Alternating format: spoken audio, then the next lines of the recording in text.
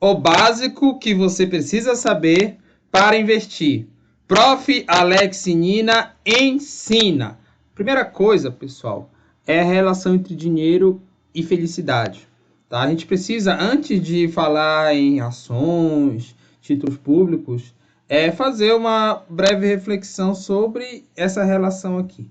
Tá? Quando a gente pega estudos e um pouco também do empirismo, a gente vê que essa relação segue uma lógica como uma função de segundo grau. Lembra lá da função de segundo grau, fórmula de Bhaskara, que a gente estudou, ensino básico, ensino médio, e na hora a gente pensava que não serviria para nada? Pois é, muitos fenômenos que ocorrem aí na natureza, no dia a dia, seguem a função de segundo grau. E um deles é essa relação entre dinheiro e felicidade. Por quê? Você dizer que dinheiro não leva à felicidade é uma das coisas, no meu ponto de vista, mais absurda que alguém pode dizer. Fala isso para um pai de família ali que está passando fome e está precisando de dinheiro para alimentar seu filho. Ou para alguém que não tem dinheiro e está com a mãe ou pai doente no hospital precisando fazer uma cirurgia. Então, uma das piores coisas que você pode dizer é que dinheiro não traz felicidade, uma das coisas mais desumanas. Por outro lado, o que acontece? Tem um estudo que ele trata da felicidade de milionários, pessoas que são consideradas ricas, e essas pessoas, quando a gente analisa a felicidade delas, de acordo com o que elas pensam, elas têm ali um indicador de felicidade abaixo da chamada classe média. E por que isso acontece, né, segundo os autores? Porque é o seguinte, os milionários eles têm um círculo deles de amizade, que são compostos por outros milionários ou bilionários, enfim. E aí, nesse ciclo, ele conhece pessoas que têm mais dinheiro que ele. Né? Um milionário conhece pessoas que têm mais dinheiro que ele. E tem mais bens, esbanja mais, entre outras coisas. Ele acaba comparando e tendo a percepção de que ele tem pouco dinheiro. Ele não tem o dinheiro suficiente que ele gostaria de ter. Mesmo que ele tenha um patrimônio, por exemplo, bem acima da média. Mas por ele estar naquela bolha de pessoas que são super ricas, ele acaba se sentindo para baixo. Isso traz infelicidade. Tá? Na verdade, assim, se você ficar nessa de se comparar com os outros em qualquer coisa, né, você nunca vai ser melhor em tudo. Então, uma das dicas é você sempre se comparar com você mesmo. Como é que eu sou hoje, como é que eu era no passado. E tentar ali ver uma evolução nisso, né? Sempre buscar evoluir, não ficar comparando com pessoa X ou pessoa Y, porque essas pessoas têm realidade diferente e logicamente, vão ter habilidades diferentes. A gente não precisa ficar nessa questão de comparação sempre. Isso traz muitos problemas psicológicos. Então, a partir de um certo ponto de dinheiro, né, seja renda, seja patrimônio, a felicidade ela tende a diminuir. Não quer dizer que todo mundo que vira rico vai começar a se comparar com os outros. Não, não é assim. Né? Tem pessoas que lidam muito bem com isso. Então a felicidade ela aumenta a partir de um ponto, até certo ponto, mais dinheiro não traz felicidade, que a gente chama de ponto de inflexão, tá? E todo mundo tem o seu ponto de inflexão. O que você deve se perguntar é qual é meu ponto de inflexão? Até que ponto mais dinheiro lhe traz verdadeiramente felicidade? Aqui você precisa ser autêntico com você mesmo. Vou dar o exemplo aqui da Lamborghini. Eu assisti um podcast que o entrevistado falou que o sonho dele era ter uma Lamborghini. E a Lamborghini é um carro de 3 milhões de reais, né? Para você comprar um carro desse, é esse o preço. Eu não penso nem em ter carro. Então, para mim, Lamborghini não me traz mais felicidade ter uma Lamborghini genuinamente. A não ser que eu pegue esse carro e venda. Com os 3 milhões eu posso fazer outras coisas. Mas ele em si não me traria felicidade.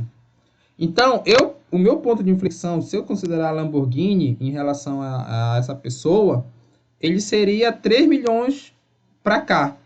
O ponto de inflexão dele seria mais longo, porque ele precisa da Lamborghini para se sentir feliz. Eu já não preciso. Claro que tem outras coisas. Eu penso mais em viagens, mais em coisas imateriais. E cada pessoa vai ter seu ponto. Eu não estou fazendo juízo de valor, porque ele é muito materialista e eu sou melhor do que ele. Não, não é isso. Cada pessoa tem os seus valores. né? Vai ter pessoas por exemplo, eu disse que eu gosto de viajar, vai ter pessoas que não têm isso como um, um objetivo de vida. E então, você tem que decidir o que você genuinamente quer. Você tem que primeiro parar para pensar nisso. E tem que ser autêntico consigo mesmo. Por isso que a palavra verdadeiro. Você não pode dizer assim, ah, mas eu também não quero um carro. Mas quando aparece um desse na sua frente, se de aparecer, você vai ter vontade de comprar, entendeu? Você não pode enganar você mesmo para tentar se sair por cima com um mero discurso. Ah, eles têm, mas eu não preciso disso para ser feliz, né? Então tem que ser autêntico consigo mesmo e pensar até que ponto de fato o dinheiro lhe traz felicidade, tá? Claro, eu tô falando aqui em felicidade, mas a gente pode já falar em bem-estar. Acho que seria até um conceito mais completo, mas a felicidade acaba sendo mais intuitivo. Aí, pessoal, a gente chega no conceito de independência financeira. Não depender de dinheiro para ser autenticamente feliz. Interessante, né? Porque a gente não pode ser refém do dinheiro. Achar que a gente precisa sempre de dinheiro para ser feliz. Porque senão a gente vai sempre estar. A não ser que você seja um Elon Musk, e talvez até ele, vai sempre estar precisando ali de dinheiro para ser feliz. Sempre está pensando, não tem dinheiro suficiente. Então você tem que chegar a um ponto de dizer assim, já tenho o suficiente, né? Isso psicologicamente. Então já não preciso mais disso, eu vou buscar outras coisas. Relação pessoal, enfim, experiências, tem muito mais coisas, né? E aí, a independência financeira ela vai estar linkada a várias coisas. Por exemplo, dependendo da característica de cada pessoa. De repente, você queira viajar para onde quiser, então você tem dinheiro suficiente para isso. Você não depende de mais dinheiro para fazer isso. É o que a gente chama de liberdade geográfica. Se esse for seu propósito de vida, ok. Você atinge a independência financeira quando você tem dinheiro suficiente para viajar para onde você quiser. Não trabalhar mais. Eu detesto trabalhar, por exemplo, ter um compromisso de trabalho. Eu quero viver de renda. Então, vou acumular um patrimônio suficiente que o rendimento deles vai me dar no mês suficiente para eu viver. Isso seria a sua independência financeira daquilo que você quer. Viver de água e sol. Tem um caso de um indiano que viveu não sei quantos dias aí de água e sol, né? De acordo com relatos. Eu não sei se isso é comprovado. Mas é interessante, porque o cara ele não estava apegado com essa questão de material, né? Acho que ele segue a religião budista. E ali nem a questão da liberdade geográfica. Para ele, a independência financeira não precisava de tanto dinheiro. Porque ele, com poucas coisas, já era feliz dentro da filosofia dele. E lembrando, a gente não pode estar fazendo juízo de valor. Ele é hipócrita, ou então todo mundo deveria ser que nem ele. Não. Aqui o mérito não é isso. O mérito é você compreender qual é o seu propósito, o que você precisa para atingir a independência financeira. Beleza? Olha lá. Renda e patrimônio. Compreendido isso, independência financeira, ponto de inflexão, vamos falar aqui da diferença de renda e patrimônio, porque muita gente ainda confunde. Então, olha só. Renda gera patrimônio. Então, tenho meu salário.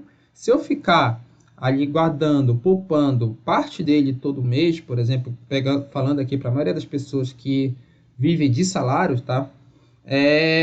Você consegue acumular patrimônio. Só que você também pode usar a renda para consumo.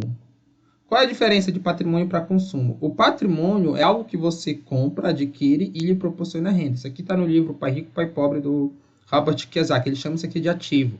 Mas até prefiro o termo patrimônio. Então, eu compro ali um imóvel e eu alugo. Todo mês eu vou estar recebendo alguma coisa desse aluguel.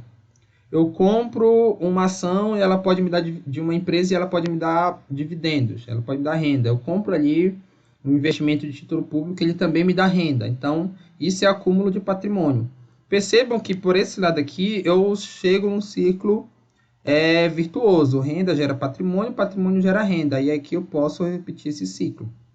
No longo prazo, isso aqui vai ter o que a gente chama de juros compostos, né? Que é juros sobre juros.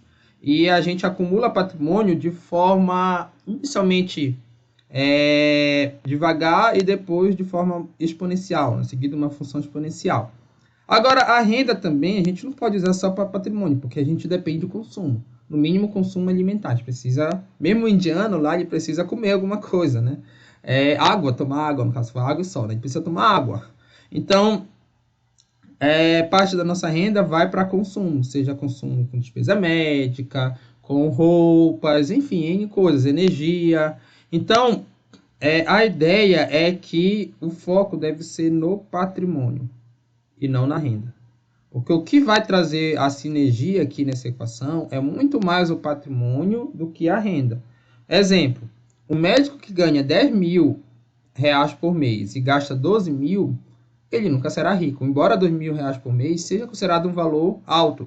Tá, deixa eu botar aqui para o valor maior ainda, 20 mil por mês e gasta 22 mil.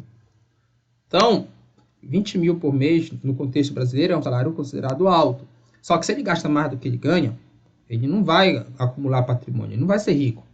Ele vai ter problemas com dívida aí. Agora, um pedreiro que ganha 2 mil reais, mas por algum motivo consegue gastar só 1.000 e todo mês poupa 1.000 reais, ele acumula patrimônio. Se ele vai ser rico ou não, depende ali da questão do conceito de riqueza, o que você considera como riqueza e do rendimento desse patrimônio dele e de quanto tempo ele vai ficar acumulando dinheiro. Tá? Mas, pelo menos ele tem mais perspectiva do que esse, mesmo ele ganhando 10 vezes menos. Então, a regra básica para você atingir um patrimônio considerado que lhe proporcione independência financeira é gastar menos do que ganha. Tá? Essa é a regra fundamental. E aí vem o começo dos problemas, porque isso parece um tanto quanto uma coisa que fica só na teoria, porque na prática as pessoas têm problemas. O brasileiro em média ganha pouco, então se eu ganho pouco, como é que fica? Não fica uma coisa assim muito distante da minha realidade eu conseguir poupar todo mês isso? Ainda mais com inflação e essas coisas que acontecem no nosso país. Bom, se eu ganho pouco, a primeira coisa que eu vou fazer é tentar gastar menos. Ver o que de fato é essencial. Talvez nem tudo que você está gastando seja verdadeiramente essencial.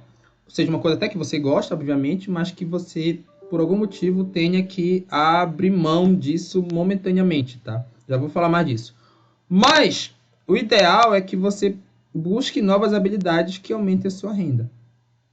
E aí a gente está falando de capacitação. Você busca ali, não necessariamente a educação em si, né? Isso não significa, vou ter que fazer uma pós-graduação. Não. Você vai ter que buscar uma nova habilidade, seja lá como for. Seja numa educação formal, seja informal, enfim. Buscar uma nova habilidade que lhe proporcione a renda. Isso requer um esforço inteligente. Percebam que não é só um esforço. Se você está vendo esse vídeo agora, pega uma pá e começa a cavar lá no quintal da sua casa ou na rua, procurando petróleo. Você vai se esforçar pra caramba e provavelmente não vai encontrar petróleo. Porque dificilmente vai ter na região ali urbana um petróleo. Isso já, o que é que você tem que fazer? Um mapeamento geológico para ver se a área é propícia ali para petróleo, toda a prospecção, toda a ciência por trás, ou seja, toda a inteligência por trás desse caso. Tá? Então, pessoal, não é só esforço, porque as pessoas falam, eu me esforcei muito. É muito comum isso acontecer com o pessoal que termina o curso de graduação hoje. Às vezes a pessoa fala, passei 5 anos estudando e não tenho salário alto. É porque talvez o curso que você fez não tenha ali demanda de mercado. Simplesmente isso. Tá? E aí você se esforçou. E de certa forma acadêmica, teve o mérito de inteligência para você passar naquilo, mas não a inteligência de percepção de mercado, tá? É a realidade, é duro para muitas pessoas, mas tem que ser dita. Você não pode tentar enganar você mesmo de tentar fazer malabarismo para tentar justificar algum esforço seu que infelizmente não foi o mais inteligente possível. Até porque você tem que entender isso para não continuar errando. Se você pensar, não, eu fiz o certo e eu não estou sendo recompensado, você vai continuar errando, fazendo aquilo que você acha que é certo, e vai continuar na mesma. Então você tem que dizer, não, tem que parar para você mesmo dizer, eu fiz realmente errado isso aqui, deixa eu consertar, enquanto há tempo.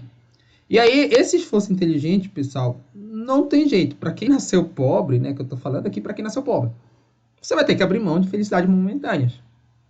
Aquela história de que enquanto eles estão no carnaval, estou estudando, por exemplo, é super válida, tá?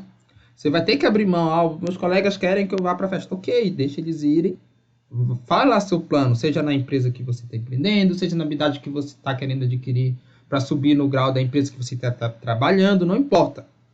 Seja no curso que você está fazendo, almejando um novo emprego que lhe renumere melhor, tá? Não importa, você vai ter que abrir mão. E o equilíbrio da vida, pessoal, não é diário. Tem um estudo que ele mostra o seguinte: uma pessoa equilibrada, qual seria uma pessoa equilibrada? Uma alimentação saudável, exercício físico, um tempo para o trabalho, um tempo para o estudo, um tempo para os filhos, se tiverem, os filhos terem um tempo para o pai, um tempo ideal de hora de dormir.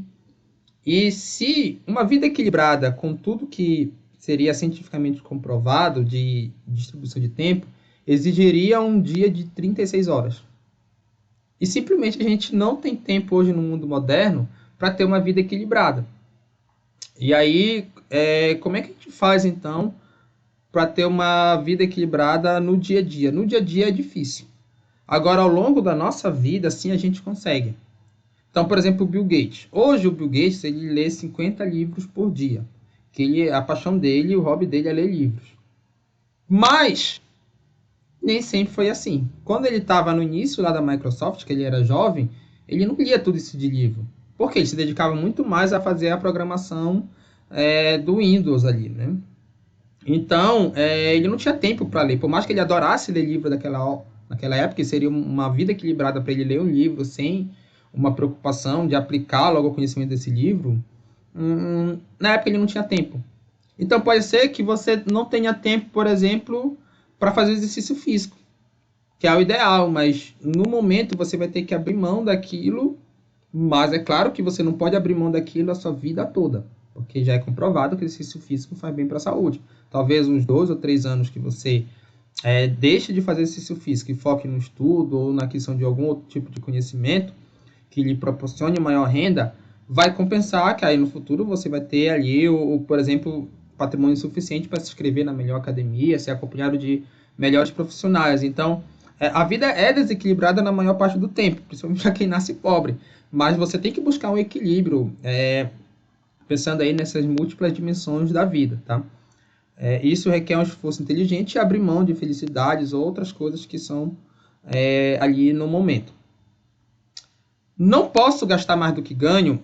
Tá, essa é uma outra pergunta, porque eu falei, a regra é gastar menos do que ganha e poupar. Em nenhuma situação posso gastar mais do que ganho. E aí eu vou contar a minha trajetória aqui recente, tá?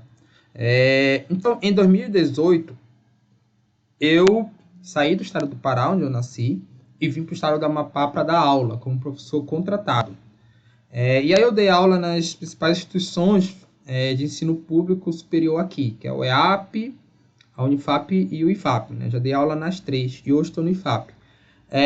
Quando eu fiz isso, eu comecei a ter, foi na época o maior salário que eu já recebi na vida. Nunca tinha recebido tanto dinheiro, porque eu era muito mais jovem, né? E aí, para o meu padrão de vida naquele momento, eu conseguia poupar todo mês. Então, eu conseguia acumular patrimônio durante aqui praticamente 4 anos, tá? Cheguei no final de 2018 aqui no Amapá. Quando chegou em 2022, no final de 2022, eu falei assim, eu ainda era professor contratado. Em todas as instituições que eu trabalhei, foi como professor contratado. Quem está na carreira de professor quer ser professor efetivo. E era esse o meu objetivo. E ainda é. Então, em 2023, no ano de hoje, eu falei para mim mesmo, assim, em 2023 eu vou passar como professor efetivo. Vou focar em estudar para concurso público para professor efetivo. Só que eu tenho alguns problemas que meu doutorado não é na área da administração e isso dificulta muito o concurso para mim. E aí eu teria que fazer alguns concursos que abrem nos institutos federais em diferentes regiões do Brasil. E aí o preço das passagens são caríssimas. E no concurso para professor, às vezes, a convocação para uma etapa é 15 dias depois, para você ir no local. Por exemplo, tive que ir, já fui ali em Campo Grande, que é bem longe daqui de Macapá. E aí a passagem bem cara. E eu sabia disso. Em 2022 eu me planejei. Então, o patrimônio que eu tinha acumulado ia servir para financiar aqui essas minhas empreitadas, porque a renda que eu ganho como professor contratado não é suficiente hoje para os gastos que eu tenho. Hoje eu gasto mais do que eu recebo. Mas por quê? como eu já acumulei patrimônio nesse período, eu pego parte desse patrimônio, vendendo ações ou resgatando título, e uso para os meus gastos com viagens para concurso. Tá? Então, qual a situação que você vai gastar mais do que ganha? Quando você já tem um patrimônio acumulado, essa é a ideia. E quando você usa isso para algum benefício futuro financeiro também. Tá? Então, eu vou destruir, entre aspas, meu patrimônio, almejando ali passar para professor efetivo, que minha renda melhoraria, e depois, em outro momento da minha vida, que eu fosse professor efetivo, aí sim eu voltaria a acumular patrimônio. Estou falando essa história de vida aí para, quem sabe, você passe por isso também em algum momento ali da sua vida, tá? Então, não existe uma regra absoluta em tudo. A regra de sempre poupar, ela tem suas flexibilidades.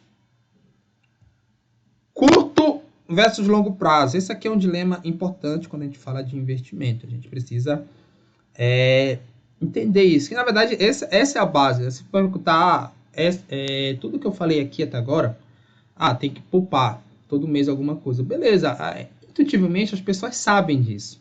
Mas por que as pessoas não fazem isso? Tem uma diferença entre você saber de alguma coisa e você colocar isso em prática. E aí eu vou contar a história de são dois aqui, né? Jovens irmãos. Dos jovens irmãos, investidor e carpedinho. Pode ser tanto 2 numeral como aqui o 2 com artigo, né? Então, tinham 2 irmãos que era um investidor e o outro era o carpindim, aquele cara que dizia assim, não, todo o dinheiro que eu recebo eu vou gastar porque eu quero aproveitar a vida. O investidor dizia assim, não, vou gastar uma parte, aproveitar outra parte eu vou poupar. E aí esse irmão investidor, preocupado com o outro irmão, ele falou assim, mas por que você não poupa alguma coisa para ir para sua aposentadoria, para você aumentar seu patrimônio, enfim. E o irmão carpinteiro disse assim, eu não faço isso, porque se eu poupar um pouco todo mês, e eu demorar anos para você virar rico, não sei se eu vou morrer. Então, entre eu ficar aqui me sacrificando, deixando de aproveitar a minha vida, e eu escolher uma coisa que é incerta, eu prefiro aproveitar logo. Né? Minha vida com o dinheiro que eu tenho. Porque é incerto quando eu vou morrer. E a tristeza dessa história está no fato desse irmão Carpidim realmente ter morrido. Tá? Mas antes dele morrer, o irmão investidor convenceu ele com a seguinte história. Os dois eram jovens, tinham faixa etária de 20 anos. E foi a questão da estatística. Isso aqui é uma coisa válida em várias esferas da sua vida. Sempre se coloca ao lado das estatísticas. Tá? Sempre se coloca ao lado das... Por exemplo, investir em aposta. Seja lá qual for. Aposta de futebol, aposta de loteria. Estatisticamente, quem ganha é a casa. Se você não estiver do lado da casa, esquece. Sempre esteja do lado de quem ganha estatisticamente. É claro que vai ter alguém fora das estatísticas. O cara ganhou na loteria, ok. Mas você vai se colocar sempre do lado das estatísticas. Então, imagina que o cara tivesse 22 anos. E a expectativa do brasileiro hoje, 2023, é 77 anos. A expectativa de vida média do brasileiro. Então, o cara ainda tinha 55 anos para viver, de acordo com a estatística. Será que ele vivendo carpe diem a vida toda, ele ia ter alguma melhora de vida? Provavelmente não. Então, estatisticamente, se você poupa ali durante 10, 20 anos, pegando 10 anos que ele poupa, ele consegue ter patrimônio suficiente para ter outras experiências de vida. E aí, de novo, vem aquilo que eu falei anteriormente, a questão da sua filosofia. O que é ali, o que é a independência financeira para você? Se para ele ser feliz, ele precisa, por exemplo, todo final de semana ele vai para uma festa, ele gasta o dinheiro dele com isso. E para ele isso é suficiente para ser feliz. E ele quer fazer isso durante 20, 30 anos. A gente não faz juízo de valor. Se essa é a opção de vida dele, ok. Mas, por exemplo, para mim, eu não quero ter durante 30 anos a mesma diversão. Eu já frequentei, por exemplo, festas quando eu era mais novo. Isso eu já fiz na minha vida. Hoje eu já quero outras coisas. Eu penso em conhecer outros países, por exemplo. O cara que não poupa dinheiro, ele só vai ter aquela diversão a vida toda dele. Ah, final de semana eu quero beber aqui em casa assistindo o jogo, ok. Você vai passar 30 anos fazendo isso. Eu não estou fazendo juízo de valor. Se essa for seu modelo de felicidade, tranquilo. Particularmente não é o meu. Tá? Não que eu não goste disso. Eu gosto de, sei lá, tomar uma cerveja e assistir um jogo de futebol. Mas eu não quero só isso para minha vida. E aí, para você ter mais outras coisas na vida, você vai ter que poupar. Beleza, a expectativa do brasileiro é 77 anos. Mas se eu conhecer, eu tenho 70 anos, professor. Alguém está assistindo aqui. Pô, só tenho 7 anos de vida, então eu vou viver carpidinho. Acontece que essa expectativa aqui, quando vocês veem, é a expectativa ao nascer. E estatisticamente, conforme avança na cidade, a nossa expectativa de vida vai aumentando. Porque se não fosse assim, por exemplo, se você tem 70 anos e sua expectativa de vida é 70 anos, já era para você estar morto. Então, vai aumentando porque outras pessoas vão morrendo e a expectativa de vida vai aumentando. Tem uma explicação estatística para isso, tá? Então, por exemplo, no Brasil, quem tem 70 anos hoje tem uma expectativa de viver mais 15 anos. Pode ser que viva menos ou pode ser que viva mais. Se a pessoa passa ali por 75 anos, né, depois de 5 anos, essa expectativa de vida aumenta. Porque entre 70 e 75 anos, e 5 anos outras pessoas morreram. Basicamente é isso, tá? Então, pessoal, por mais que tenha resultado numa fatalidade ali, o irmão investidor não deixa de estar errado. Porque, de fato, o irmão Capedinha acabou falecendo.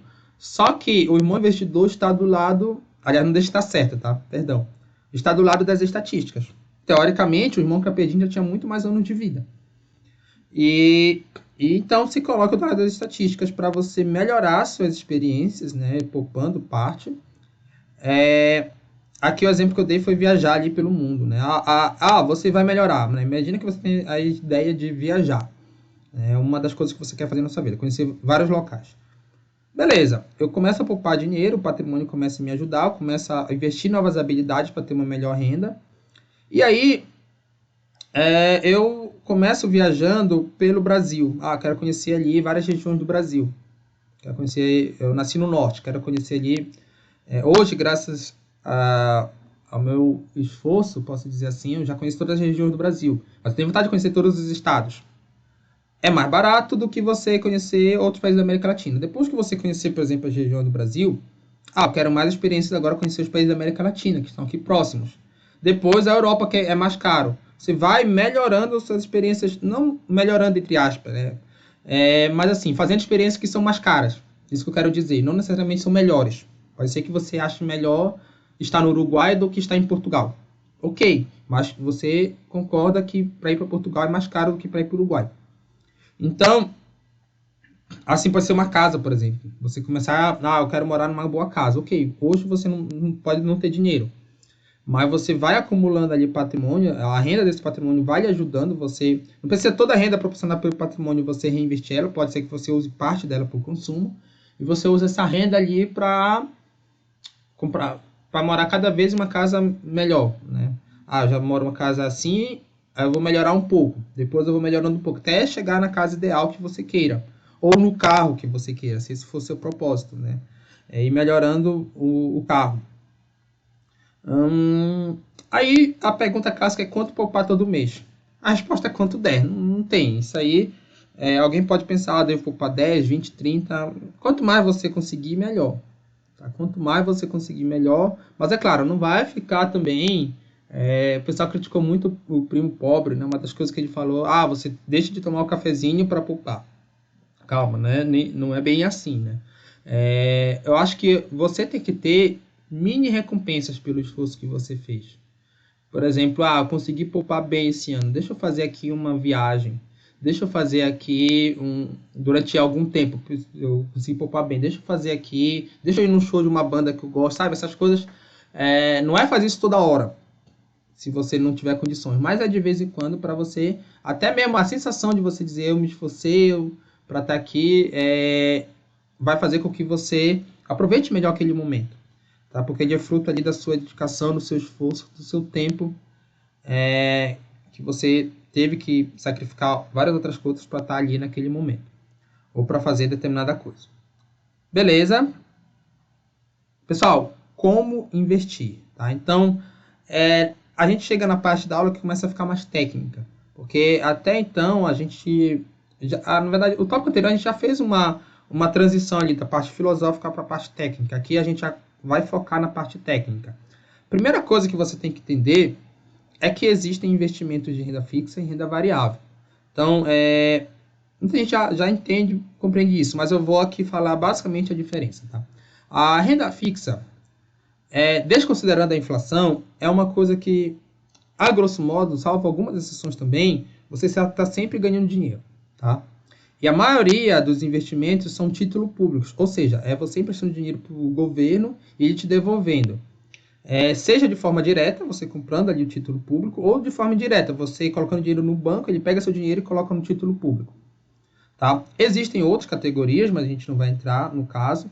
Como você está sempre ganhando dinheiro desconsiderando a inflação, a garantia de rentabilidade é alta, a flutuação muito baixa, você dificilmente perde dinheiro. O risco também é muito baixo, tá? Porque o governo pode imprimir moeda e pagar, mas o retorno de longo prazo tende a ser menor.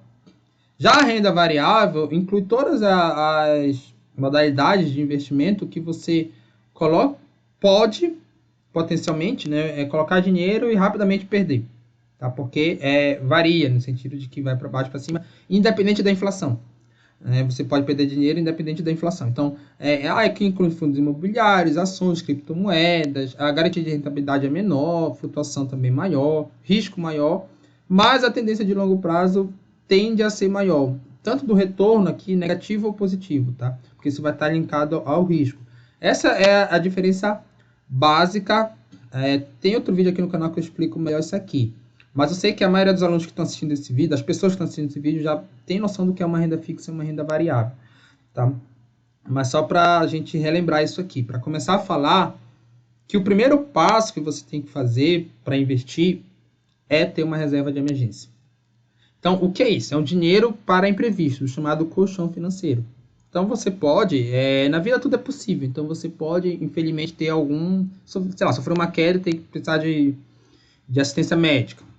Alguma doença em você, alguém da família bate na madeira, não estou desejando mal para ninguém, mas isso, infelizmente, acontece.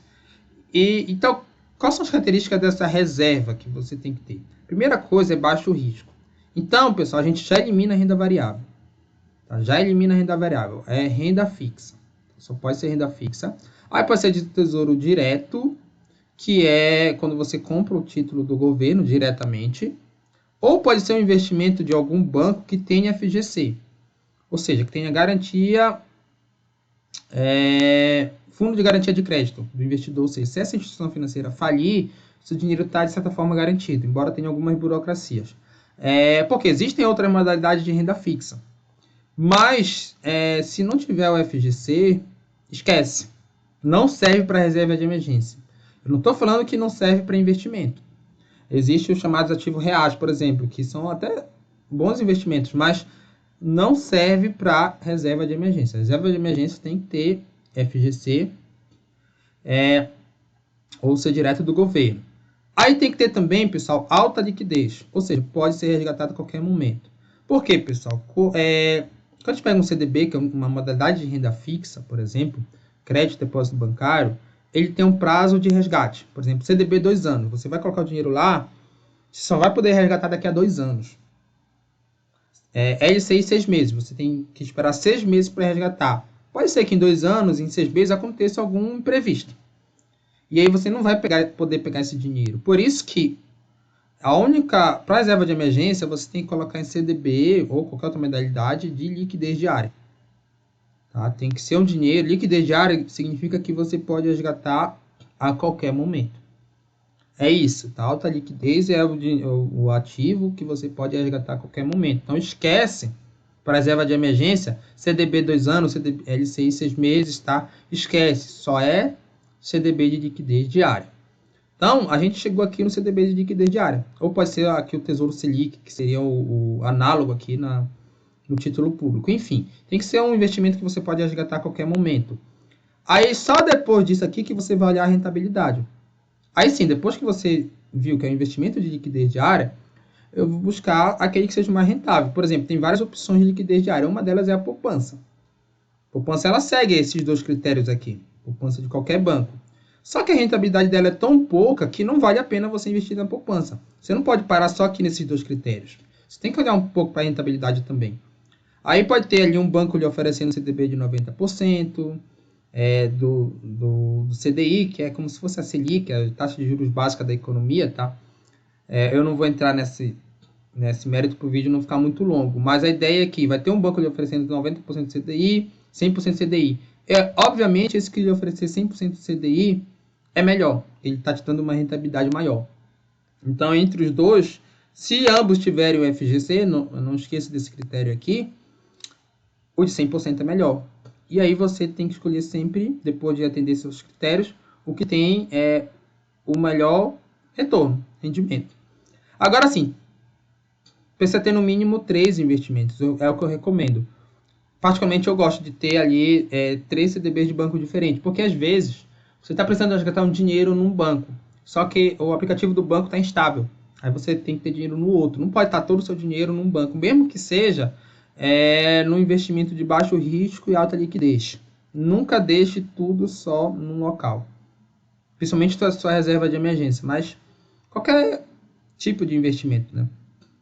E aí, como que eu encontro aqui esses CDBs? Aqui eu uso o aplicativo, esse site aqui, app Renda Fixa. Joga no Google, app Renda Fixa, e vai ter lá no site uma função de você pesquisar. Tem aqui vídeo no canal explicando como se faz isso. Também para não ficar muito longo aqui esse vídeo, a gente não vai mostrar isso agora, tá? Mas tem aqui no canal. Então, esses são o critério que eu uso. Agora sim, quanto ter de reserva de emergência? Essa é uma boa pergunta. Mas para você responder ela, você precisa aqui responder outras também. Qual é o seu nível de consumo confortável? Então, eu vou chamar aqui NCC. Isso aqui não é bem o que você quer fazer da sua vida, mas é aquilo que o mínimo que você tem que ter para a sua vida diária, para você ter o conforto que você quer.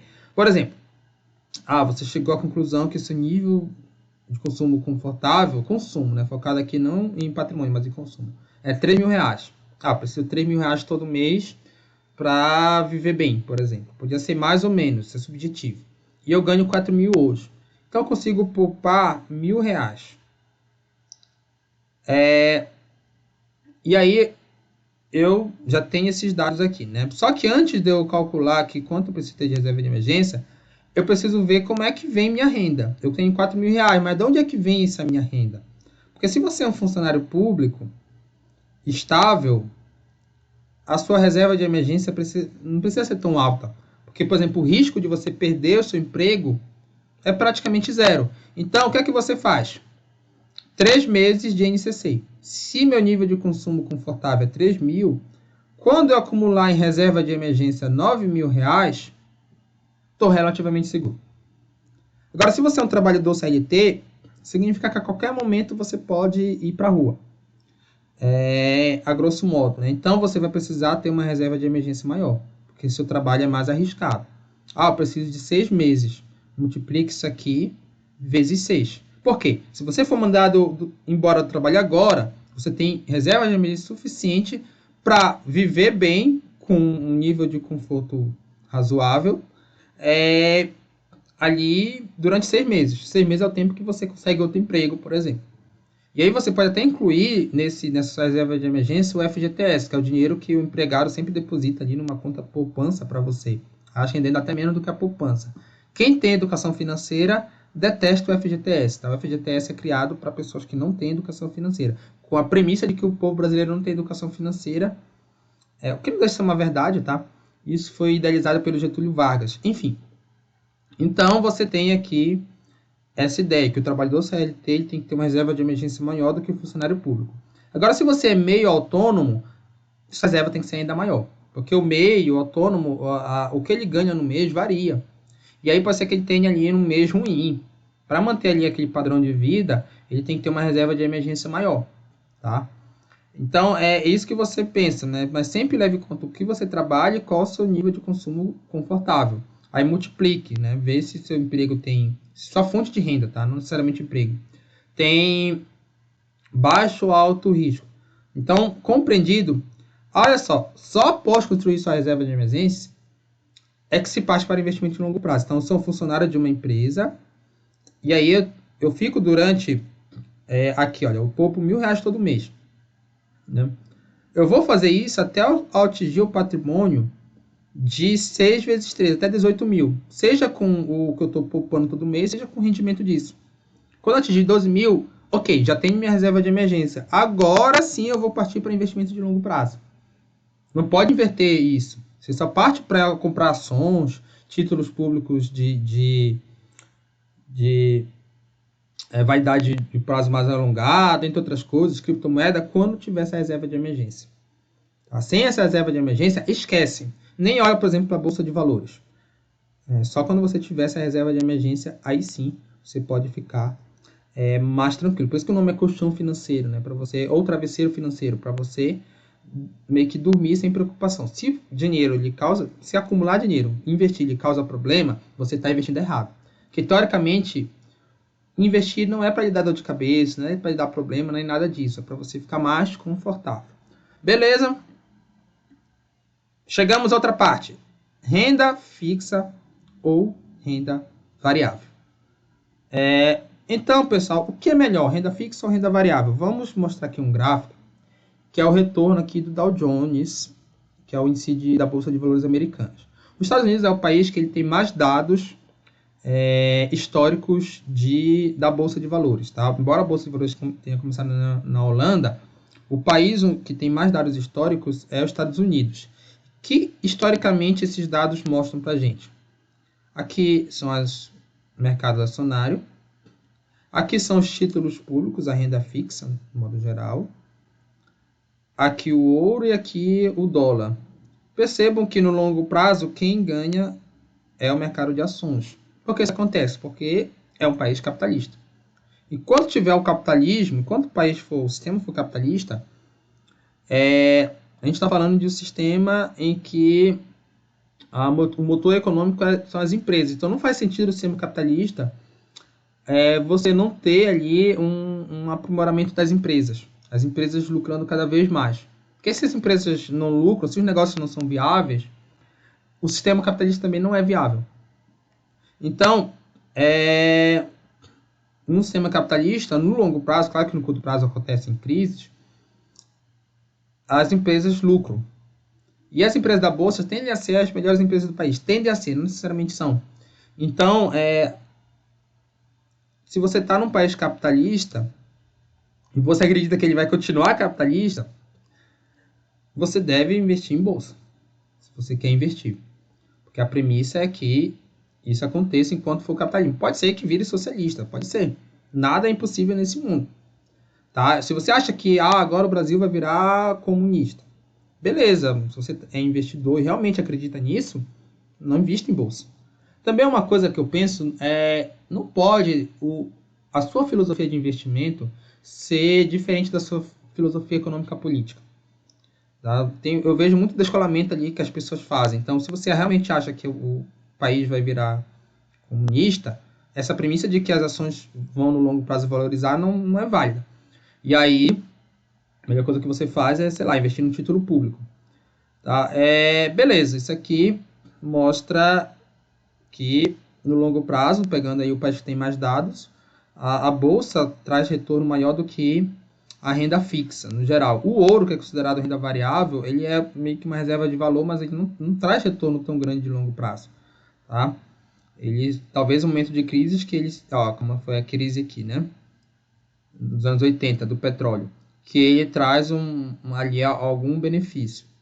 E aqui investir em moeda também, porque a moeda ela em si ela não gera renda, né? Então por isso que aqui está negativo.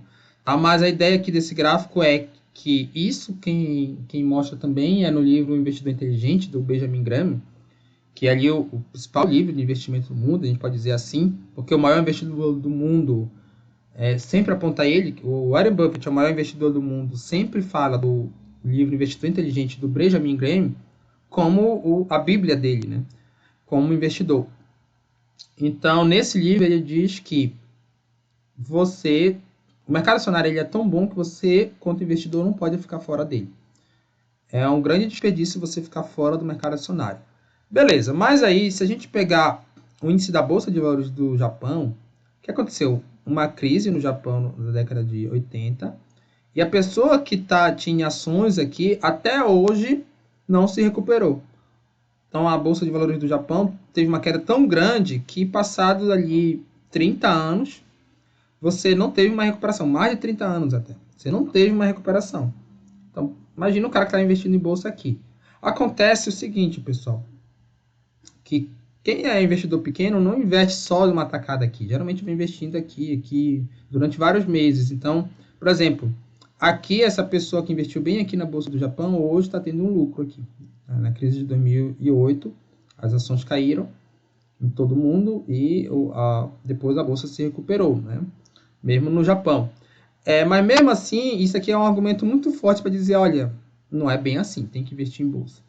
Ou a bolsa sempre ganha da renda fixa. No Japão, bora lá, os juros chegam a ser negativo, mas a bolsa, se considerar esse período aqui, está perdendo para a renda fixa. E quando a gente vai para os papers mais científicos, né, eu já li bastante sobre isso, não tem um consenso de que realmente a bolsa sempre ganha ali, ou a renda variável, melhor dizendo, sempre ganha da renda fixa. Vai ter situações que sim, vai ter situações que não, tá?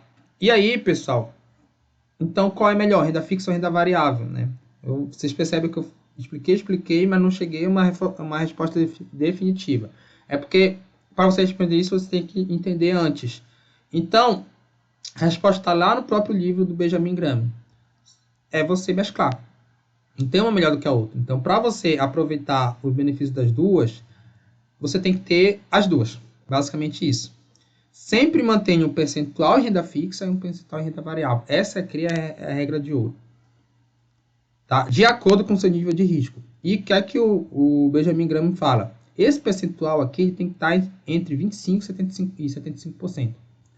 E são complementares. Então, se eu tenho 25% em renda fixa, 75% é em renda variável. Ou se eu tenho 75% em renda fixa, 25% em renda variável, né? Sempre a soma tem que dar 100. E aí, claro, se eu tenho mais renda variável, significa que eu tenho maior aptidão ao risco. Se eu tenho menos renda variável, eu tenho menor aptidão ao risco. Basicamente isso. E o perfil de risco você define de acordo com suas características. O quanto de dinheiro você ficaria confortável mesmo se você perdesse nas ações. Porque lembrem-se que os gráficos das ações eles são assim. Então, uma queda dessa, por exemplo, lhe deixaria desconfortável? Perderia seu sono? Se sim, é melhor você ter menos renda fixa, renda variável. Se não, se você vê essa queda aqui, por exemplo, como uma oportunidade de comprar mais ações e depois ter algum retorno maior, e se isso lhe deixa até um tanto quanto empolgado, aí você pode ter um percentual maior de renda variável. Mas também tem outros fatores, por exemplo, a política. Acredito que agora o governo vai trazer um ambiente empresarial pior. Aí você diminui seu percentual em renda variável, de acordo com a sua filosofia, né? A sua ideologia ali, política econômica, enfim. Acredito que vai vir uma crise global, então diminui ali seu percentual em renda variável, tá? E aí, depois que você define o seu percentual, eu quero investir 50% em cada um. Ok, uma boa forma de você definir. Você faz balanceamento periódico, tá? O que significa isso? Olha lá. Digamos que você definiu o seu perfil como 50% em renda fixa, 50% em renda variável. E o que significa? Vou poupar todo mês R$1.000. R$500 eu vou investir em renda fixa, R$500 eu vou investir em renda variável. Todo mês eu vou estar fazendo isso. Beleza. Em 6 meses ocorre uma queda na renda variável. Por exemplo, você investiu em ações e a bolsa caiu. Pode ser ações, pode ser fundo imobiliário, pode ser uma criptomoeda aí, né, um Bitcoin, enfim. O que é que vai acontecer com o seu patrimônio? Por exemplo, ele vai aumentar em renda fixa proporcionalmente e vai diminuir em renda variável. Vai passar, ao invés de ser 50-50, a ser 60-40. Como o seu perfil de risco é 50-50, o que é que você vai fazer? Você vai resgatar a renda fixa, 10% dela aqui, né? E comprar renda variável. Para voltar para o perfil de risco 50-50. Isso é balanceamento. Porque a bolsa caiu, por exemplo, significa que as ações estão mais baratas. Eu vou pegar a renda fixa e comprar a renda variável. Sempre mantendo o meu perfil de risco, 50-50. Tá? Poderia ser diferente seu perfil de risco. Poderia ser 70-30. Ok. Sempre mantenha esse perfil de risco. Se fosse 70-30, o que é que ia acontecer nessa situação? 70 renda fixa e 30 renda variável, ia ficar, por exemplo, algo como 80-20. Aí você ia vender 10, diminuir de 80 para 70 renda fixa, e ia comprar 10 de renda variável, para sair de 20 para 30. Sempre mantendo ali o seu nível de o seu perfil de risco. Em 9 meses, em 6 meses, perdão, ocorre uma alta da renda variável. Agora a bolsa subiu, ao invés de cair. E aí seu perfil mudou, olha. Ficou 40-60. Você ficou com muita renda variável em relação ao seu perfil. O que é que você faz? Vende a renda variável e compra a renda fixa. Isso é balanceamento. Periodicamente, pode ser de 6 meses, pode ser de 1 em 1 mês, pode ser de 1 em 1 ano, pode ser diário, se você tiver uma planilha automática que faça isso, por exemplo. Agora sim, o problema de ser diário é que custa muito tempo você ficar fazendo isso constantemente. E também para você ficar comprando e vendendo ações, você tem um custo com isso. Então, o ideal é que não seja um período tão curto. Até porque é melhor, principalmente para quem é pobre, né, para quem poupa pouco, você focar no seu trabalho, lhe proporcionar mais renda, do que focar, por exemplo, em tentar comprar ação quando ela está mais barata, ou coisa do tipo. Ou ficar, o que a gente chama de girando patrimônio. Tá? Então, foque no seu trabalho para lhe proporcionar mais renda e faça isso aqui de forma um tanto quanto automática. Se você tiver uma planilha de Excel, eu uso uma planilha de Excel, talvez em outra aula eu mostre como se faz isso, porque aqui só é o básico. É melhor para você ter uma decisão mais racional.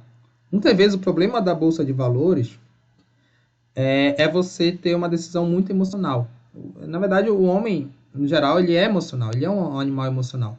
E aí, o emocional, ele te leva, por exemplo, a ficar torcendo por uma ação. Eu comprei IRB e estou torcendo para que ela suba, como se fosse um time de futebol. E na Bolsa de Valores não tem que ser assim, você tem que ser mais frio. Tá? Você tem que ser mais racional do que emocional. E aí, talvez uma planilha automática, ou uma decisão automática aqui de uma forma automática de decisão lhe deixe mais racional. Talvez não, com certeza. Agora vamos falar de diversificando renda fixa. Beleza. Olha só, a primeira coisa que você tem que fazer é o estudo da proposta de investimento. A proposta é confiável? A renda fixa ali, ela tem o FGC, por exemplo, é confiável. O banco que você vai investir, que está te oferecendo, você pesquisou sobre ele para saber se realmente é confiável. Às vezes tem muito golpe, não só banco, instituição financeira. Ela já meio que tem nome na praça, tem as agências também que analisam esse risco. Primeira coisa que você tem que fazer. E mesmo que você chegue ali, você considera ele confiável, né? Chegue a essa conclusão que ele é confiável, eu falei anteriormente, nunca deixe só em um tipo de investimento, em uma só instituição financeira e em um só banco. Ele possui lastro, ou seja, algo por trás. Isso aqui é muito importante para você não cair em esquema de pirâmide. Isso aqui é a diferença de pirâmide e marketing multinível. Pirâmide, por exemplo, alguém lhe oferece dinheiro, você dá dinheiro para um grupo de pessoas e depois você tem a promessa de receber mais dinheiro. Isso é pirâmide. Por quê? Não tem nenhum produto por trás. O marketing multinível, como é ali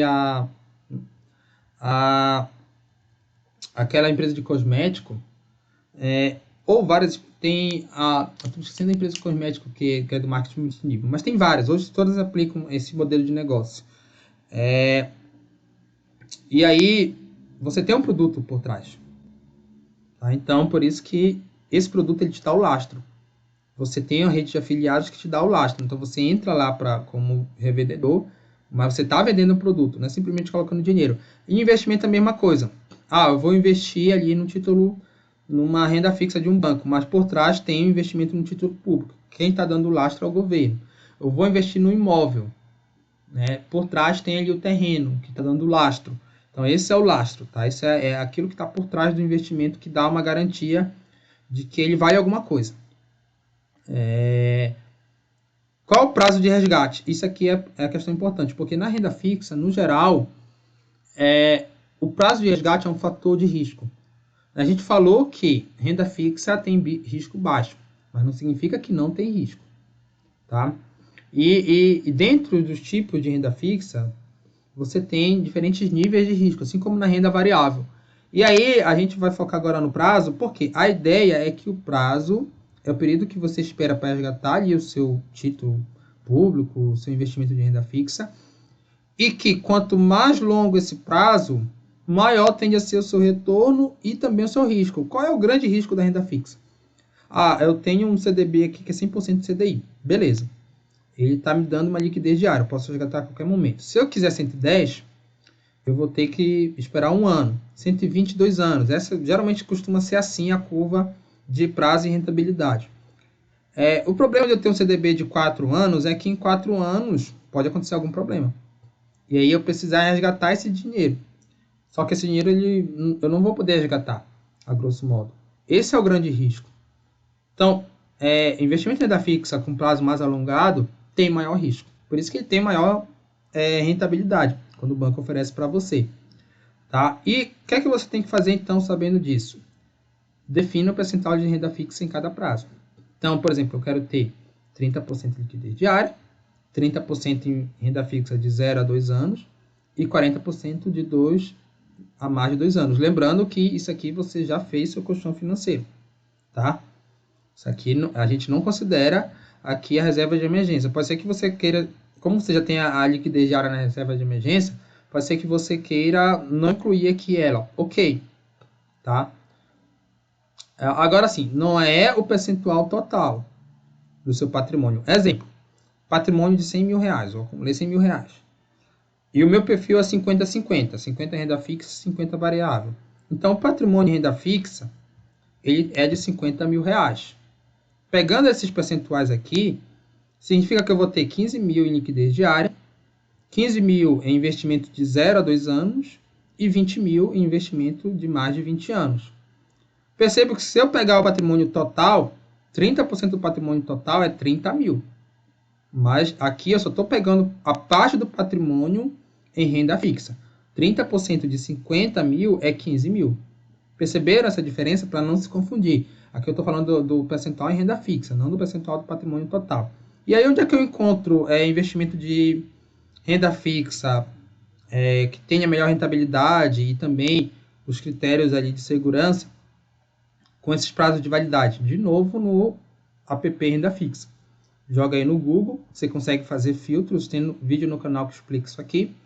E você consegue encontrar. Aqui também a ideia, como você está investindo todo mês, eu estou falando para esse público, é que você também diversifique. Porque um mês vai ter um banco que vai te oferecer uma melhor rentabilidade, no outro mês outro banco, e assim você vai diversificando, tá? Minha filosofia, tá? Minha, professor Alex Nino. Não necessariamente você precisa seguir. Particularmente, eu não sigo isso aqui. Não é que eu não siga. Eu sou radical em relação à renda fixa. Eu sigo, mas não tem essa parte aqui. Porque você vai ficar inconsistente. Eu não sigo. Eu estou ensinando para vocês algo que eu não sigo. Não, eu sigo. Mas eu sou radical em relação à liquidez diária. Todo o meu patrimônio em renda fixa está em liquidez diária. Por quê, pessoal? Primeiro que poupa tempo de pesquisar. Decidir, criar contas em diferentes instituições. A não ser que você invista só no título público, por isso muitos investidores só investem no título público, que é mais rápido. Eu quero lá para longo prazo. Tesouro IPCA+, enfim. Beleza. Mas o meu critério não é no título público, e sim em instituições financeiras.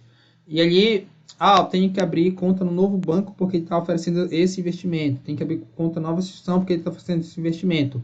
Isso eu já faço na liquidez diária. Se eu fizesse ainda para investimento de longo prazo, eu ia ficar meio que maluco pesquisando investimento, embora tenha o app Renda Fixa que ajude.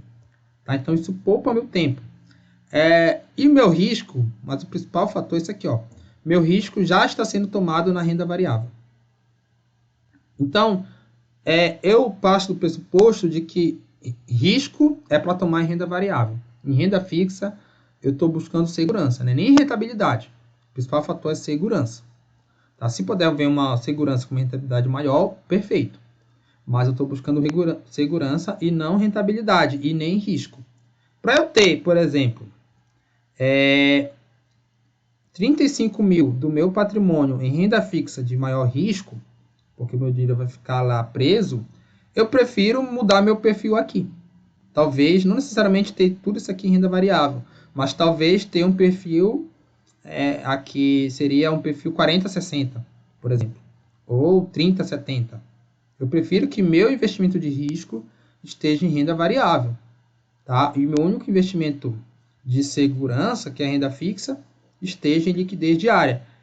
E também, a renda fixa é uma reserva de oportunidade. Eu falei aqui em reserva de emergência, né, para fatores imprevistos ruins.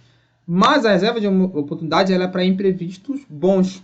Por exemplo, uma queda na bolsa. As ações ficaram mais baratas. Se meu investimento estiver em renda fixa sem liquidez, eu não vou poder resgatar esse dinheiro para comprar ações. Então, eu prefiro a liquidez diária para poder resgatar a qualquer momento e comprar ações, por exemplo. Mas não só a bolsa. Promoção de produtos. Os itens de consumo. Black Friday. Ah, ficou muito barato para o comprador que eu quero comprar. É bom que eu tenha uma reserva de oportunidade ali. Então, dinheiro em renda fixa, que eu vou poder ali comprar esse produto e ficar tranquilo. Porque mesmo que eu compre no cartão, vou ter que ficar pagando. E aí eu tenho que ter a renda fixa para quando vier as faturas desse cartão. Operações com milhas aéreas também eu faço. Eu não vou ensinar esse vídeo porque aqui é só o básico que a gente está falando. Mas às vezes aparece a oportunidade de compra de milhas aéreas. E aí eu tendo a renda fixa, eu posso comprar tranquilamente, porque eu sei que meu colchão financeiro ou minha reserva de oportunidade está garantida. Tá? Então essa é a minha filosofia. Se você quiser aplicar, aplique. Se não quiser, tudo bem. Defina a sua. Diversificando renda variável. Então aqui, primeiro ponto. Também, estude a proposta de investimento. Por exemplo, criptomoeda. O que está por trás da criptomoeda? Eu vi muita gente nos últimos anos falando, criptomoeda, investimento do momento, sem entender o que está por trás. Primeiro, tecnologicamente, que é a tecnologia do blockchain, né, que é a ideia de você... toda moeda ela tem um lastro que é garantido pelo governo. Então, o real garantido pelo governo brasileiro, o dólar pelo governo americano e assim por diante. A criptomoeda não. Toda moeda tradicional tem esse lastro, né, garantido pelo governo. A criptomoeda, o lastro dela está na tecnologia do blockchain, de que várias pessoas estão ali minerando moeda, enfim. Então, quem defende criptomoeda, esse é o lastro tecnológico. Aí depois vem a questão do entendimento filosófico econômico. Por trás de quem entende que a criptomoeda tem valor, estão ali os grupos ideológicos que acreditam que o governo é ruim, particularmente os anarquistas. Então, eu falei anteriormente que você tem que sempre alinhar a sua filosofia política, econômica, com a sua filosofia de investidor. Eu acho uma desconexão alguém que, por exemplo, é economicamente de esquerda, que é um governo mais intervencionista, investir em criptomoeda. Não é que essa pessoa não possa ganhar dinheiro com isso, possa, mas no meu ponto de vista, essa pessoa não entendeu o que está por trás da criptomoeda. O que está por trás da criptomoeda é uma filosofia que é contra o governo, que acredita que o governo é algo ruim, digamos. Se você não acredita que o governo é algo ruim, não faz muito sentido você estar investindo em criptomoeda. Tá? Não faz muito sentido filosófico. O FI, o Fundo Imobiliário, possui lastro, por exemplo, o imóvel que ele está alugando ali, ele é um imóvel que está bem... o lastro dele é bom, na verdade, sim. O lastro sempre possui, né? Mas possui um bom lastro. Ali o imóvel está bem ali reformado, entre outras coisas. A ação da empresa que você vai investir possui bons indicadores financeiros, ou seja, tem ali um nível de dívida adequado, está dando lucros constantes, está distribuindo dividendos, enfim, existem N indicadores financeiros. Não dá para eu falar disso nessa aula que é a básica, mas você tem que estudar isso aqui, tá? Saber o que são indicadores financeiros, entre outras coisas. Agora sim, muitas vezes a pessoa não tem tempo para estudar isso, porque a pessoa está focada no seu dia a dia. Eu sou, por exemplo, um médico. É melhor eu focar ali minha profissão de médico, melhorar nessa habilidade para ganhar um salário maior, do que bater muito cabeça analisando ações de empresas. Eu preciso ali no conhecimento de contabilidade. E aí quem fala isso é o Benjamin Graham, que seria um investidor passivo. Ou seja, que não perde tanto tempo analisando relatórios financeiros ou contábeis. Só vê ali o básico, por exemplo, se a empresa está dando lucro. você vai focar em alguns pontos básicos, a empresa está dando lucro, se a empresa está com uma dívida controlada, não é que a empresa não tenha dívida, ela pode ter dívida, mas se a dívida, por exemplo, ela não é tão grande em relação ao patrimônio, tá? Uma boa dica é você pegar empresas tradicionais, se você não quer perder muito tempo analisando indicadores financeiros. Você não perde tanto tempo, você usa esse tempo para a sua profissão, que vai lhe proporcionar maior renda, e investe em ações, por exemplo, como o Banco Itaú, que é uma ação que já está há mais de 100 anos, aí um banco que está há mais de 100 anos e que tem certa segurança, né? Banco do Brasil, enfim, ou então nos Estados Unidos, Apple, Microsoft, se bem que são empresas de tecnologia essas daí, né? Então, teoricamente, são mais arriscadas do que o Itaú, teoricamente, né? Mas, enfim, ações de empresas que você já tem uma confiança no seu dia a dia. Se você confia no seu dia a dia, por exemplo, na marca da Apple, seu telefone é Apple, que você acha bom, faz sentido você investir nas ações da Apple. Tá entendendo a lógica, né? Tem mais alinhar o seu cotidiano com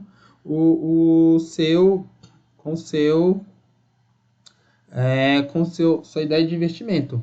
O Warren Buffett faz muito isso. O Warren Buffett é um fã da Coca-Cola como consumidor. E também ali do Burger King também como consumidor. E como investidor ele tem ações dos dois. Beleza, depois que você estudou, decidiu, vou investir aqui nessa criptomoeda, nesse fundo imobiliário, nessa ação, aí vem a outra parte, que é definir o percentual de renda variável para cada ativo. E aí você pode usar vários critérios, mas, por exemplo, aqui é o percentual da renda variável, não é do patrimônio total. Então, do meu percentual total em renda variável, melhor dizendo, eu vou ter 5% na criptomoeda Bitcoin, 5% na Ethereum, 20% em ações do Banco do Brasil, 20% em ações da CEMIG, 20% em ações da Magazine Luiza e 20% em ações da Sanepar. E mais 10% no fundo imobiliário aqui, que é o MAXR11. Então, olha só, meu patrimônio total é 100 mil, no exemplo que eu dei anteriormente, eu vou dar de novo aqui. Eu tenho em renda variável 50%, defini o perfil de risco 50% em cada, né? 50% em renda fixa e renda variável, ou seja, 50 mil em renda variável. E como eu tenho 20% dessa renda variável em BBAS3, que é a ação do Banco do Brasil, 20% de 50 é 10 mil. Percebam que não é 20% do patrimônio total, porque senão seria 20 mil. É 20% do percentual do total que eu tenho em renda variável. Beleza, eu defini aqui isso aqui, que esse será o meu percentual em cada um desses ativos. O que é importante? Que esses ativos não sejam correlacionados. Porque olha só, se eu tenho uma carteira só de criptomoeda, vou ter Bitcoin, Ethereum, Monero, enfim, só tenho criptomoeda aqui. Se acontecer algum problema com o mercado total da criptomoeda, toda a minha carteira vai ser prejudicada. Vou ter queda em todos eles. Ou então, se eu tenho ações de varejo, só ações de bancos. Só tenho Magazine Luiza, Via Varejo, enfim, só ação do varejo. Agora, com o aumento da taxa de juros, o varejo sofreu muito. As ações da Magazine Luiza, da Via Varejo, dos americanos que teve um problema ali de governança, caíram. E aí, você não pode deixar a sua carteira submetida ao risco sistêmico. A ideia de você ter vários investimentos de renda variável é você minimizar risco aqui através da diversificação. E você não minimiza risco se forem investimentos de ações parecidas, do mesmo setor, ou de modalidades parecidas, só criptomoeda, ou só fundo imobiliário. Então você tem que ter ali... Correlação sempre vai existir, mas você tem que ter pouca correlação entre eles, tá? A ideia seja essa. E aí, depois você faz o balanceamento entre os próprios ativos de renda variável, como a gente faz entre o patrimônio total, entre renda fixa e renda variável. Porque, olha só, eu vou pegar só dois ativos para vocês entenderem isso. Vou pegar só o Banco do Brasil e a Sanepar. Sanepar é a empresa de saneamento do Paraná, né? Estado em bolsa. Então, eu defini que eu vou ter 10% no meu perfil aqui. Em cada uma. Tá 20% aqui, mas no exemplo ficou 10%. Mas não importa. Imagina que fosse 10%. O importante aqui é vocês entenderem a ideia, tá? Eu tenho 10% em BBAS e 10% em SAPR. Tá, beleza. Aí aconteceu, eu esperei 6 meses e aconteceu uma subida das ações do Banco do Brasil, uma queda das ações da Sanepar. Meu perfil mudou, porque como as ações do Banco do Brasil valorizaram, eu passei a ter 12% em Banco do Brasil. E do Sanepar caíram, eu passei a ter só 8%. O que que eu faço? Vendo o Banco do Brasil e compro o Sanepar, para voltar para o meu perfil de 10% em cada uma. Vendo 2% do meu patrimônio em Banco do Brasil e compro 2% de Sanepar. Você não precisa vender todas as ações do Banco do Brasil. Venda só o percentual suficiente para você voltar ao perfil que você definiu anteriormente. Nesse caso, o perfil de 10% da minha renda fixa, da minha renda variável em Banco do Brasil. Outra situação, Sanepar subiu, Banco do Brasil caiu. E aí meu perfil muda para 8% em Banco do Brasil e 12% de Sanepar. O que é que eu faço? Vendo o Sanepar para voltar para 10% e compro o Banco do Brasil para voltar a 10%. E eu dei um exemplo com 2 ativos. Se você tiver 10, 20 ativos, é isso que você vai estar fazendo sempre. Bitcoin valorizou. Vou vender parte do Bitcoin e comprar outra coisa, seja renda fixa, seja renda variável. Bitcoin caiu. Uma renda variável subiu ali, uma ação. Vou vender essa ação para comprar Bitcoin, enfim. Tá? É sempre você estar fazendo esse balanceamento.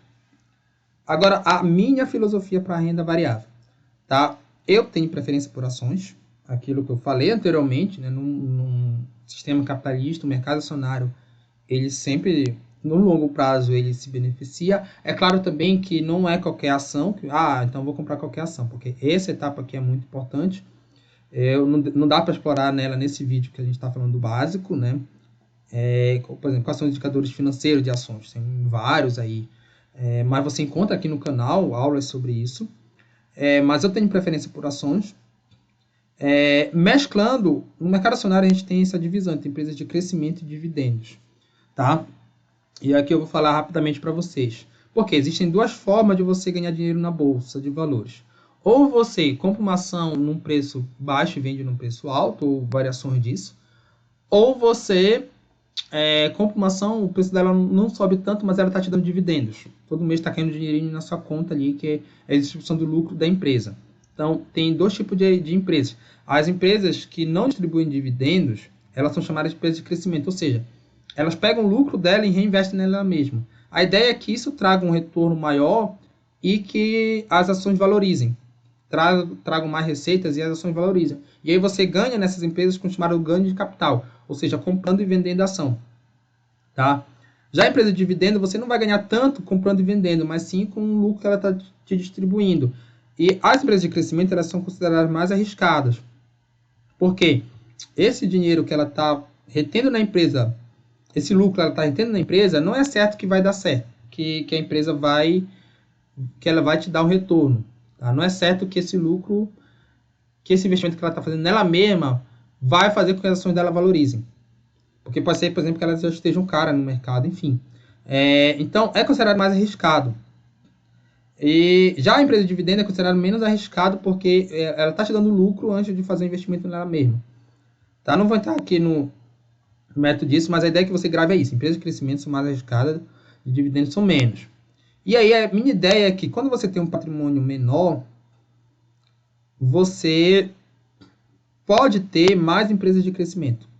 Por que isso acontece? Aqui a explicação ela é por uma questão tributária. Porque o ganho de capital no Brasil, pode ser que esse vídeo fique defasado em algum tempo, porque isso está sendo discutido, mas hoje no Brasil é o seguinte. Quando você compra e vende ação e tem lucro, isso é tributado desde que você opere mais de 20 mil por mês na Bolsa de Valores. Significa que você tenha mais de 20 mil, mas desde que você opere. Você pode estar todo dia comprando e vendendo uma ação. Todo dia não, mas um dia sim, um dia não. Para não fazer o que a gente chama de day trade. Então, um dia eu compro, um dia eu vendo. Digamos que eu esteja acertando. Um dia cai a ação, Banco do Brasil. Um dia cai, um dia sobe, eu estou comprando na queda e vendendo na alta. E eu estou lucrando nisso. Tá? E o dinheiro da minha venda eu estou usando para comprar no dia seguinte, enfim. E o total de vendas desse giro que eu estou fazendo, se der mais de 20 mil e eu tiver lucro, eu vou ter que pagar imposto de renda, que é 15% do total de lucro. E aí, quando você tem um patrimônio menor, dificilmente você vai ali operar mais de 20 mil por mês em venda de ações. Então, você tem certo benefício com o ganho de capital. E a empresa de crescimento, quando você aplica essa técnica de balanceamento, por experiência própria, ela te traz um retorno. Recentemente, eu não foi agora que eu comecei a aplicar esse balanceamento, foi quando eu li lá o livro do Investidor Inteligente, tá? E desde quando eu comecei a aplicar isso, eu tive bons resultados. Resultados melhores do que eu tive no passado. Mas também porque hoje, né, nos últimos ali, talvez 8, 9 meses, a Bolsa Brasileira no geral tem subido. Mas a empresa de crescimento ela se beneficia dessa operação de balanceamento. Você consegue lucrar mais com ela quando você faz balanceamento. Agora, se seu patrimônio é alto, o que acontece? Dificilmente é mais difícil você operar menos de 20 mil. Porque, por exemplo, imagina o Luiz Bassi Filho, que é o maior investidor do Brasil. Ele investe em dividendos. Para mim, um dos motivos, embora ele não diga isso, é porque para ele investir em empresa de crescimento é mais complicado. Se ele compra, por exemplo, 1 milhão em ações da IRB, com uma rápida valorização, ele não vai poder vender essa ação, porque ele vai poder vender, mas o lucro dele com a venda não vai ser tão alto, porque boa parte vai ser tributado. Então, para ele, é melhor comprar uma ação de uma empresa que distribui dividendos, ao invés de uma empresa que o objetivo para você lucrar seja o ganho de capital. Acredito que deu para entender, tá? Então, quando você tem um patrimônio muito grande, o ganho de capital é muito prejudicado porque ele vai ser praticamente sempre tributado, tá? E à medida que o seu patrimônio aumente, você vai mudando o seu perfil, tendo mais empresas de dividendos, que são essas empresas grandes, no geral, de setores de banco ou de energia, a CEMIG, que é a Companhia de Energia de Minas Gerais, que eu falei aqui, o Banco do Brasil, entre outras. Aí, então, eu tenho a preferência por ações, eu tenho essa ideia de que com patrimônio pequeno eu tenho mais empresas de crescimento, com patrimônio maior eu tenho mais empresas de dividendos, mas sempre uma mescla e, claro, alinhando o seu perfil de risco. Se você quer correr menos risco, tenha mais empresas de dividendos, tá? Isso aqui é a minha preferência por ações. Agora, por que criptomoeda, professor? O que é que o senhor pensa? Particularmente, eu não invisto em criptomoeda. Por quê? Eu compreendo o valor do blockchain que eu falei anteriormente. O que é que está por trás da criptomoeda? A ideia de você não ter o lastro no governo e de que os governos podem fazer besteira e desvalorizar uma moeda, enfim. Então, eu entendo. Embora eu não ache que tenha alguma coisa assim... Na empresa, você vê uma operação por trás. Na criptomoeda, não. Me parece muito mais algo como ouro. Serve como uma reserva de valor, mas não ali como um investimento que tenha ali uma operação por trás. Então, eu me sinto mais confortável com as ações do que com as criptomoedas. Por não ter isso por trás, eu entendo que dá para você ganhar dinheiro com criptomoeda, porque é um mercado que varia, dá para você comprar na baixa e vender na alta. E a criptomoeda é arriscado também, não só por isso, porque o que está por trás é a blockchain, mas existem várias criptomoedas. Para mim, o valor está muito mais no blockchain do que na criptomoeda em si. Por exemplo, hoje, a criptomoeda que domina é ali o Bitcoin. Pode ser que no futuro seja o Monero, seja o Ethereum. Então, para mim, não dá para dizer qual é a que vai prevalecer no futuro. E todo dia surgem criptomoedas novas. Então, se fosse investir no blockchain, eu estaria mais seguro. Mas na criptomoeda que deriva do blockchain, eu já acho que o nível de risco não é adequado para o meu perfil. Não estou dizendo que é errado, tá? Fundos imobiliários, hoje, eu evito. Tá? Eu evito por conta da tributação do ganho de capital. Diferente ali das ações, que se você operar menos de 20 mil, o seu ganho de capital não é tributado. Os fundos imobiliários, quando você opera qualquer valor, ele é tributado se você tiver ganho de capital. Então, por exemplo, uma valorização de um fundo imobiliário que eu compre, que traga ali ele, por exemplo, de 10% para 12% do meu patrimônio, se eu for vender ele para voltar ali para o meu perfil que eu tinha definido em cada ativo, eu vou ter que pagar imposto, porque ele é tributado sempre em ganho de capital. É por isso que eu prefiro as ações do que os fundos imobiliários. Essa aqui é a minha filosofia, vocês não precisam seguir, mas se quiserem também podem, tá? Eu agradeço muito para quem acompanha esse vídeo até o final. Dizer que tem mais conteúdo aqui no canal, se você se interessou. Não esqueça de se inscrever, de apertar o sininho, compartilhar no canal, que isso ajuda o YouTube a divulgar mais aqui o canal do professor Alex Nina. Abraços!